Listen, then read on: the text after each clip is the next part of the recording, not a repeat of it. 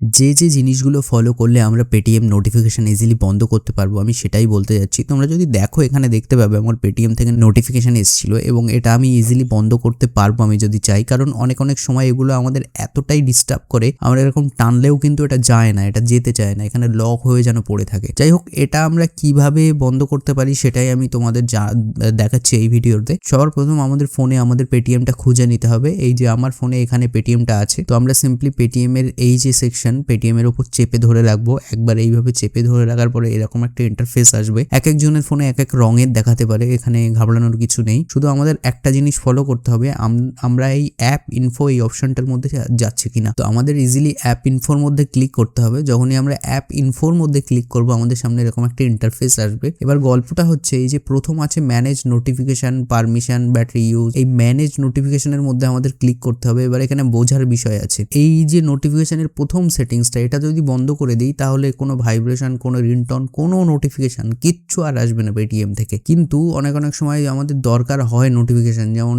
টাকা ঢুকেছে কিনা, এরকম নানান তাল দরকার হয় না। সেজন্য আমরা কি করতে পারি, এখানে এই যে রিংটন বলে দুটো অপশন আছে, এই যে একটা রিংটন আছে আর একটা এখানে ডিফল্ট আছে। এই দুটো যদি আমি বন্ধ করে দিই তাহলে কোনো আওয়াজ কিন্তু হবে না, মানে মেসেজ আসবে ঠিকই, নোটিফিকেশন আসবে ঠিকই, কোনো আওয়াজ করবে না। এটা একটা ভাইটাল জিনিস, এটা চাইলে আমরা ইউজ করে দেখতে পারি। তাছাড়াও এই যে লক হয়ে যায়, নানান তাল এইসব সমস্যা থাকে না, তার জন্য এই ইম্পর্ট্যান্ট এটাকে আমরা বন্ধ করে দিতে পারি। এখানে লক স্ক্রিন এরকম নানান তাল আছে, দেখো এইগুলো বন্ধ করে দিলে এরকম আর হবে না, আর আমরা এই সমস্যা থেকে সমাধান পেতে পারি। তো আমি বলবো এই যে ব্যানারটা আছে না, এই ব্যানারের মানে হচ্ছে এই উপরে এই জায়গাটায় যে নোটিফিকেশনটা এসেছিল, তো এটাকে আমরা বন্ধ করে এইভাবে আমরা আনচেক করে দিতে পারি। এটা আনচেক করলে কিন্তু আর ওই নোটিফিকেশনের প্রবলেম আসবে না। আর হ্যাঁ, পেটিএম তোমরা সবসময় আপডেট করে রেখো, যে কটা অ্যাপ্লিকেশন তোমরা ইউজ করো মানে ফোনের মধ্যে, সেগুলো আপডেট রাখলে তোমাদের ফোন ভালো থাকবে। আর একটা কথা, যদি কোনো জিজ্ঞাসা থাকে যে এই বিষয়ে আমার ভিডিও হলে খুব ভালো হতো, তাহলে অবশ্যই কমেন্ট করে আমার জানিও, আমি সেই বিষয়ে তোমার জন্য স্পেশালি ভিডিও বানিয়ে দেবো।